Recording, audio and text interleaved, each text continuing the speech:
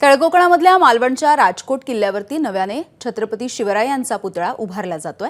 उद्यापासून पुतळा उभारण्याच्या कामाला सुरुवात होणार आहे। राम सुतार यांच्या आर्ट क्रिएशन कंपनीकडून शिवरायांचा 60 फूट उंच पूर्णाकृती पुतळा उभारला जाणार आहे। 100 वर्ष टिकेल असा हा पुतळा असेल। दरम्यान आज राम सुतार यांचे चिरंजीव अनिल सुतार यांनी राजकोट किल्ल्यावरती जाऊन या ठिकाणाची पाहणी केली आहे। यावेळी शिल्पकार अनिल सुतार यांच्यासोबत बातचीत केली आहे आमचे प्रतिनिधी सदाशिव लाड यांनी। राम सुतार हे प्रसिद्ध शिल्पकार आहेत, त्यांचे चिरंजीव अनिल सुतार आपल्या सोबत आहेत। सर, आपलं एबीपी माझामध्ये स्वागत। सर, या ठिकाणी आता नव्याने 60 फुटी उंच असा पूर्णाकृती महाराजांचा पुतळा उभारण्यात येणार आहे। तर त्याची हावभाव किंवा काय लढवय्या स्वरूपाचं असेल की कशा स्वरूपाचं असेल?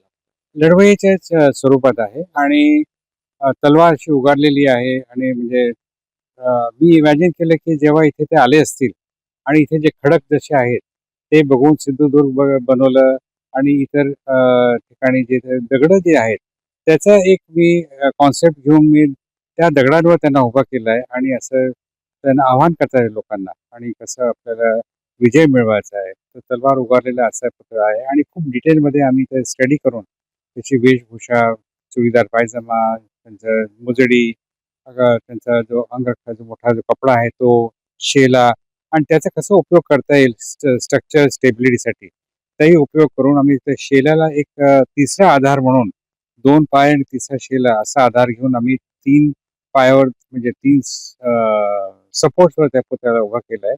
म्हणजे हवेचा जो परिणाम आहे म्हणजे त्याला स्टेबिलिटी जास्त मिळते। राजकोट किल्ल्यावर छत्रपती शिवाजी महाराजांचा पुतळा जो आहे तो उद्यापासून उभारण्याचं काम जे आहे ते सुरू होणार आहे आणि साधारणतः 15 एप्रिल पर्यंत हे काम पूर्ण होईल असा विश्वास जो आहे तो अनिल सुतार यांनी व्यक्त केलेला पाहायला मिळतोय। कॅमेरा पर्सन परेशसह सदाशिव लाड, एबीपी माझा, राजकोट, मालवण, सिंधुदुर्ग।